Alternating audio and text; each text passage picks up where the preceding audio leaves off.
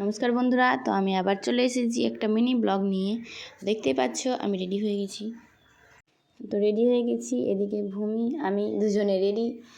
বাবুকে রেডি করে দিয়েছি, মা রেডি হয়ে গেছে, এখানে কাকিমাও চলে এসছে। তো আমরা 4 বছর বিয়ে হওয়ার এখনও কখনো মানে আমাদের এখানে পাটনেশ্বরী বীরে মেলা হয়, তো যাওয়া হয়নি। তো এই বছর সবাই মিলে প্ল্যান করলাম যাব। তো এই যে চলে এসেছি, এখানটায় মেলা হচ্ছে, মেলা বসেছে ডুবের মেলার মতনই, অনেকটা বড় মেলা ঠাকুর দেখে।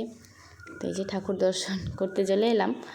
তো প্রিয়াঙ্কা, কাকিমা, আমি শর্মিষ্ঠিতে যাওয়ার কথা ছিল, কিন্তু ও অসুবিধা, তো আসতে পারিনি, তার জন্য আমরা এসেছি। তো এইটা হচ্ছে পাটনেশ্বরীর মা, কত সুন্দর দেখতে, দারুণ।